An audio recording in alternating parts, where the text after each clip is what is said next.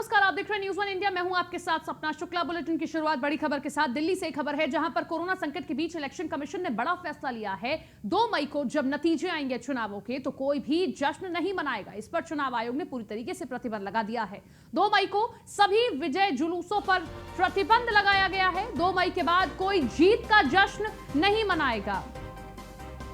2 मई को सभी चुनाव के नतीजे आएंगे। पंचायत चुनाव के नतीजे भी 2 मई को आएंगे। साथ ही साथ बंगाल चुनाव और जो तमाम राज्यों में चुनाव हैं, उन तमाम चुनावों के नतीजे 2 मई को घोषित कर दिए जाएंगे।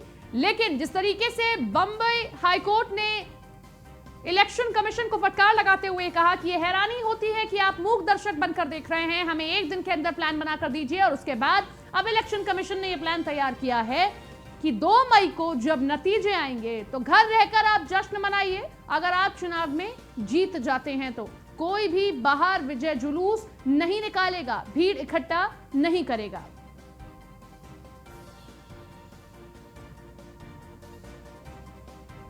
बंगाल समेत कुछ राज्यों में चुनाव, साथ ही साथ पंचायत चुनाव,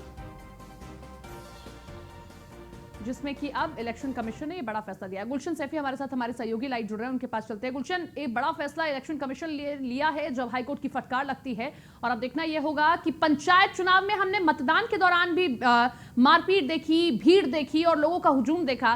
क्या खुद को रोक पाते हैं और क्या ये जो नियम बनाया गया इसका पालन होता है या नहीं होता है ठीक से?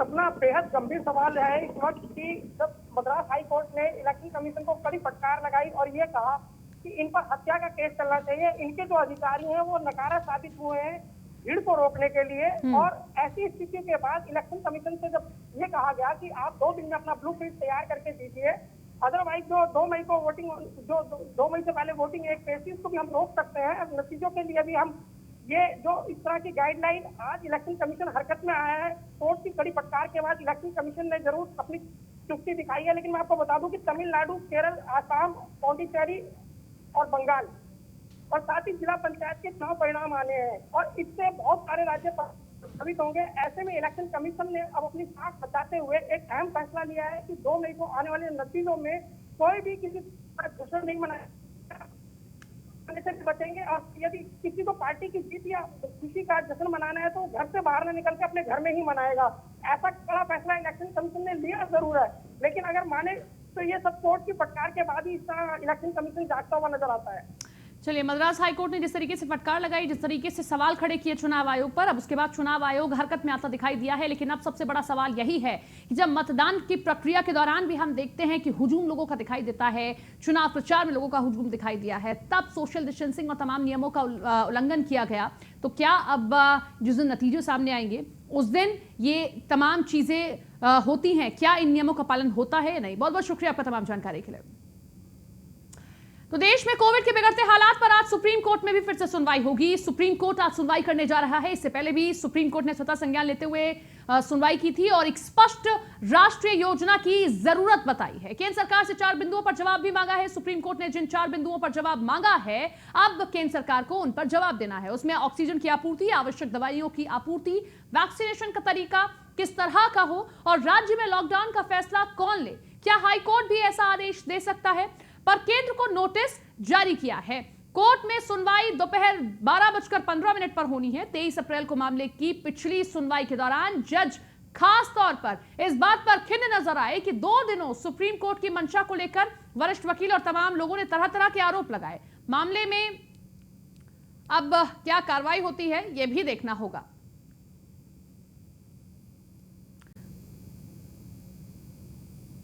तो सुप्रीम कोर्ट आज भी अहम सुनवाई करने जा रहा है और इससे पहले हमने देखा कि अलग अलग हाई कोर्ट भी अलग अलग राज्यों के फटकार लगा चुके हैं सरकारों की, सिस्टम की, कि उनकी ढिलाई की वजह से ही इतने लोगों की जान जा रही है। वहीं बढ़ते संक्रमण के बीच नोएडा मेट्रो रेल कॉर्पोरेशन ने भी एक बड़ा फैसला लिया है और वीकेंड कर्फ्यू पर नोएडा मेट्रो नहीं चलेगी। शनिवार रविवार को पूरी तरह से सेवाएं बंद रहेंगी। बढ़ते संक्रमण को देखते हुए नोएडा मेट्रो रेल कॉर्पोरेशन ने यह बड़ा फैसला लिया है। कर्फ्यू के दिनों में अब नोएडा की जो मेट्रो है उसके पहिए थमे रहेंगे।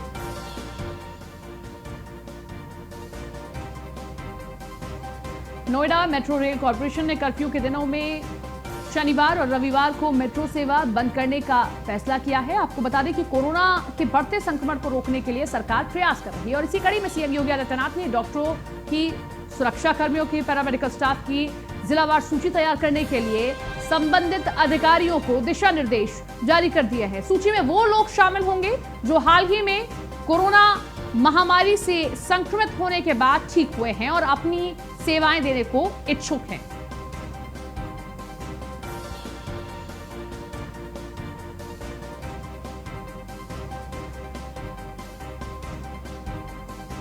तो नोएडा मेट्रो रेल कॉर्पोरेशन ने यह बड़ा फैसला लिया है जिसमें कि अब जो है वीकेंड कर्फ्यू पर भी मेट्रो चलेगी। मेट्रो जो दौड़ रही थी अब उस पर भी रोक लगा दी गई है क्योंकि यात्रियों की संख्या भी बेहद कम रहती थी और बढ़ते संक्रमण को देखते हुए यह फैसला लिया गया है।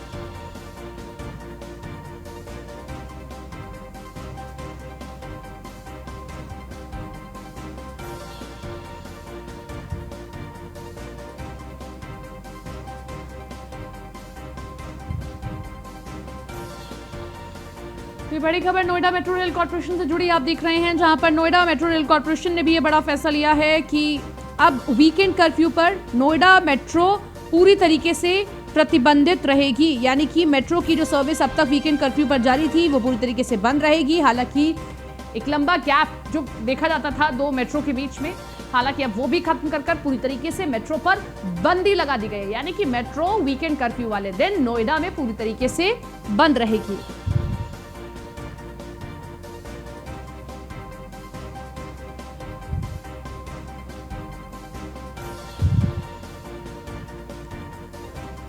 शनिवार रविवार को पूरी तरह से मेट्रो की सेवा नोएडा में बंद रहेगी और यह फैसला नोएडा मेट्रो रेल कॉर्पोरेशन ने लिया है क्योंकि वीकेंड कर्फ्यू वाले दिन यात्रियों की संख्या भी बेहद कम और बढ़ते संक्रमण को देखते हुए यह फैसला लिया गया।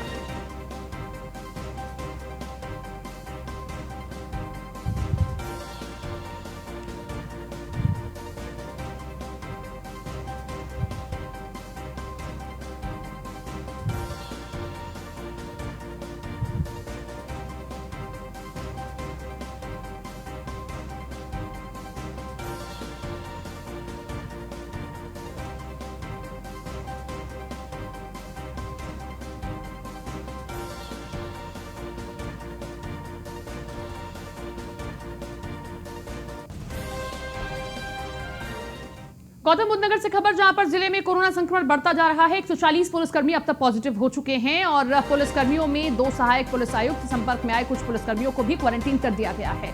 सभी पुलिसकर्मियों का उपचार चल रहा है, स्थिति सामान्य है। उचित इलाज मिलने से पुलिसकर्मी जल्द स्वस्थ हो रहे हैं।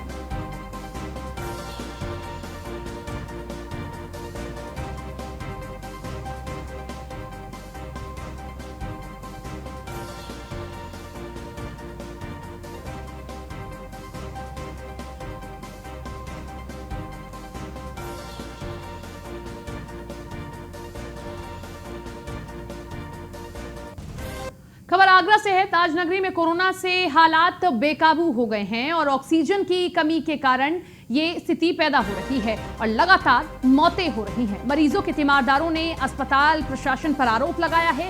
रेमडेसिविर इंजेक्शन के नाम पर वसूली की जा रही है, मोटी रकम उनसे ली जा रही है। एम्बुलेंस से ऑक्सीजन की कालाबाजारी का भी आरोप परिजनों ने अस्पताल प्रशासन पर लगाया है। तीमारदारों ने एक एम्बुलेंस से खरीदा है मरीज के लिए ऑक्सीजन सिलेंडर। तीमारदारों के मुताबिक ऑक्सीजन खत्म होने की कोई जानकारी नहीं दी गई। आगरा के शहीद नगर के उपाध्याय अस्पताल का मामला ये पूरा सामने आया है।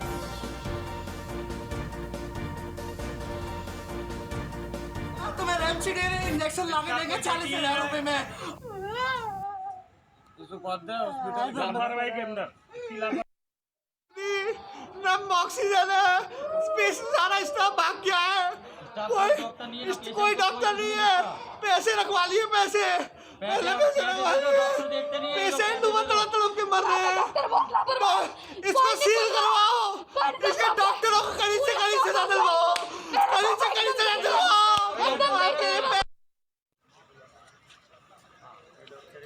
पूरे हॉस्पिटल में डॉक्टर नहीं है कोई। कृष्णा, शायद अस्पताल प्रशासन के कानों तक ये चीखें नहीं पहुंच पा रही हैं। साफ तौर पर परिजन कह रहे हैं कि आप पैसे रखवा लेते हैं फिर भी इलाज नहीं करते हैं। आखिर ये प्रशासन भी सुन पा रहा है, देख पा रहा है या नहीं? मैं आपको बता दूं, बिल्कुल आगरा में ऑक्सीजन की किल्लत इतनी भयंकर चल रही है कि आगरा में सभी लोग ऑक्सीजन को लेकर हाहाकार मचा हुआ है। वहीं प्रशासन इस बात को लेकर गंभीर नहीं है। कई दिनों से न्यूज़ वन इंडिया लगातार इस बात को, अपनी बात को रख रहा है, लेकिन प्रशासन के कान पर रुझू नहीं रह रही है। लगातार ऑक्सीजन की किल्लत देखने को मिल रही है और आगरा में ये भयावह तस्वीर देखने को मिल रही है।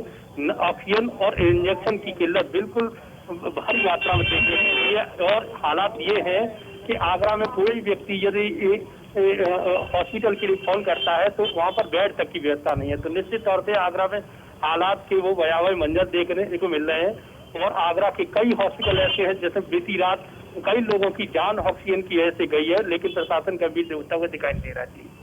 लेकिन सबसे बड़ा सवाल यह है कि प्रशासन नहीं देख पा रहा है। बड़े बड़े अस्पताल, ये निजी अस्पताल पैसे रखवा लेते हैं, फिर उसके बाद में आखिर कह देते हैं कि ऑक्सीजन सिलेंडर नहीं है या ये नहीं है, तमाम चीजें नहीं है। क्यों अस्पताल प्रशासन पर कार्रवाई नहीं की जा रही है, जबकि मुख्यमंत्री की ओर से आदेश है कि अगर निजी अस्पताल जरा सी लापरवाही बरतता है, जरा सी कोताही करता है तो उनको सील कर दिया जाए या उन पर कोई कार्रवाई की जाए? बिल्कुल सपना, जिस तरह से मुख्यमंत्री योगी आदित्यनाथ ने आदेश किए हैं कि कोई भी व्यक्ति के लिए लापरवाही नहीं बरती जाएगी और जो भी सरकारी सुविधा मुहैया होंगी उस मुहैया कराई जाएंगी, लेकिन सरकार की छवि धूमिल करने में प्रशासन पूरी कोई कसर नहीं छोड़ना चाह रहा है।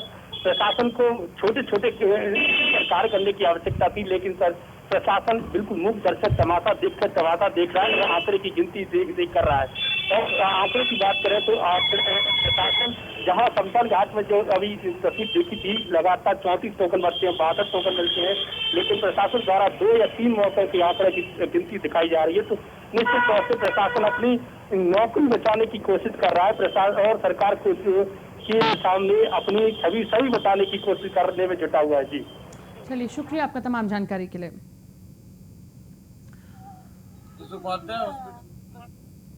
खबर दिल्ली से है। सुप्रीम कोर्ट में गर्मी की छुट्टी पहले होगी। कोरोना के बढ़ते मामलों को देखते हुए यह फैसला ले लिया गया है कि 1 हफ्ते पहले ही गर्मी की छुट्टी यहां पर दे दी जाएगी। अब 8 मई से गर्मी की छुट्टी होगी, जो कि पहले 15 मई से हुआ करती थी।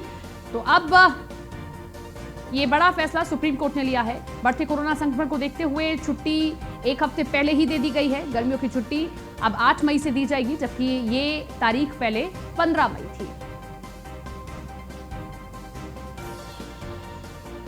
तो पहले 15 मई से बंद होना था। सुप्रीम कोर्ट में गर्मी की छुट्टी जो है पहले 15 मई से मिलनी थी, लेकिन अब 8 मई से दी जाएगी।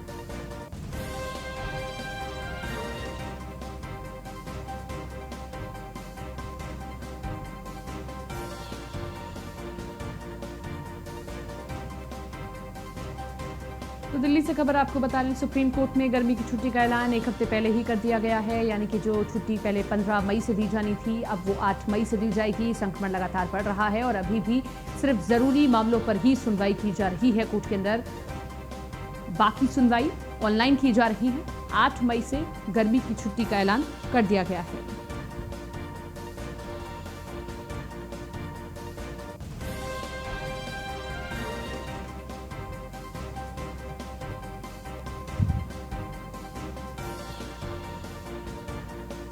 तो 1 हफ्ते पहले ही गर्मी की छुट्टी का ऐलान किया गया है। अब 8 मई से गर्मी की छुट्टी होगी।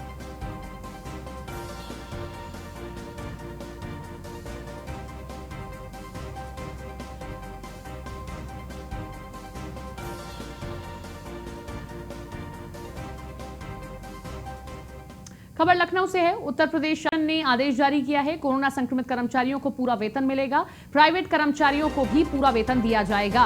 28 दिन का वेतन और अवकाश देने का आदेश मुख्यमंत्री द्वारा जारी किया गया है। चिकित्सा प्रमाण पत्र लाना अब अनिवार्य होगा। सरकार के बंद कराए संस्थानों पर भी आदेश लागू हो। 28 दिन का वेतन और अवकाश देने का आदेश मुख्यमंत्री द्वारा दिया गया है। प्राइवेट कंपनियां, निजी कंपनियां जो कि अब तक मनमानी कर रही थी, अगर कर्मचारी पॉजिटिव आता है तो उनके पैसे काट लिए जाते थे, अब ऐसा नहीं होगा।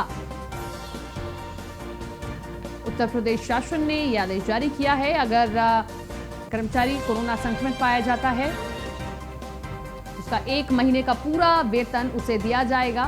वो अपना मेडिकल सर्टिफिकेट दिखाकर पूरा 1 महीने का वेतन ले सकता है।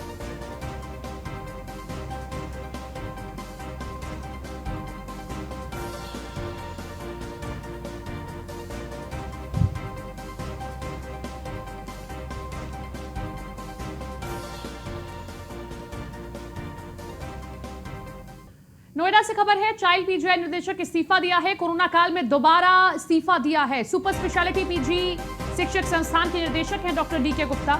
मुख्य सचिव और चाइल्ड पीजीआई के अध्यक्ष को इस्तीफा भेजा है। शासन ने उनके इस्तीफे को मंजूर नहीं किया है। इस्तीफे में अपने बीमार होने का हवाला दिया है।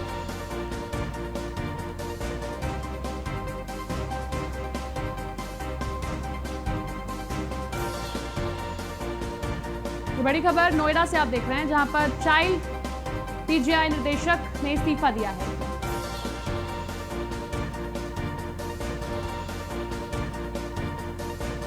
निशांत हमारे साथ, हमारे सहयोगी जुड़ गए। निशांत, शासन ने उनका इस्तीफा मंजूर नहीं किया है, लेकिन सबसे बड़ा सवाल कि दूसरी बार वो इस्तीफा दे रहे हैं। देखिए, बिल्कुल आपदा के समय 14 महीने में कोविड काल के दौरान में अब दूसरी बार इन्होंने त्याग पत्र दिया है। वहीं मुख्य सचिव और आर.के. तिवारी जो है पीजीआई के अध्यक्ष जो है उनको इस्तीफा भेजा है, पर लेकिन शासन ने मंजूर नहीं किया। वहीं बताया जा रहा है इन्होंने अपनी तबीयत खराब और अपनी पत्नी की तबीयत खराब होने का हवाला दिया है, जिसको देखते हुए अभी जो अधिकारियों ने, जो शासन ने अभी मंजूर नहीं किया। सबसे बड़ी बात है कि ये जो इस्तीफा दिया है वो सोशल मीडिया पर भी वायरल हो गया है और ये 24 अप्रैल को इस्तीफा दिया था। और पहला इस्तीफा इन्होंने जब कोरोना काल का जब चरमा रहा था उसी समय जून 2020 में इन्होंने इस्तीफा दिया था। तो कहीं ना कहीं दूसरी बार अब इस्तीफा दिया है। वहीं ये सुर्खियां उनमें लगातार जो इस्तीफा देते हुए लगातार आ रहे हैं और वहीं अब जो है शासन ने मंजूर नहीं किया, जिसको देखते हुए इन्होंने कहा है कि मैं बीमार हूं, मेरी पत्नी बीमार है, जिसको देखते हुए मैं अब काम नहीं कर पाऊंगा, मैं सेवा नहीं दे पाऊंगा, जिसको देखते हुए मेरी अगर जो तबीयत ठीक होती है तो मैं नौकरी छोड़ने के बाद भी कार्य जरूर करूंगा, मदद करूंगा, सहायता करूंगा पीजीआई के। ये पीजीआई के निदेशक हैं और इन्होंने इस्तीफा दिया है। चलिए, शुक्रिया आपका तमाम जानकारी के लिए।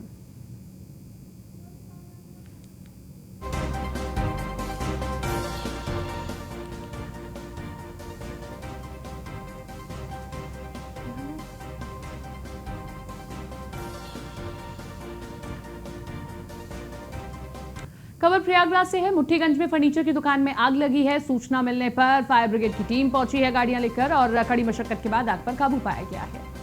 तो प्रयागराज से खबर आप देख रहे हैं। मुठ्ठीगंज में फायर ब्रिगेड ने आग पर काबू पा लिया है। तस्वीरें आप देख सकते हैं। तस्वीरों से आंकलन कर सकते हैं आप कितनी भयावह ये आग रही होगी, कितनी भीषण आग रही होगी। धुएं का गुबार आपको दिखाई देगा। सूचना मिलने पर फायर ब्रिगेड की गाड़ियां मौके पर पहुंची हैं। फर्नीचर की दुकान थी, क्योंकि लकड़ी का सामान अंदर मौजूद था, इसीलिए आग और तेजी से फैलती गई।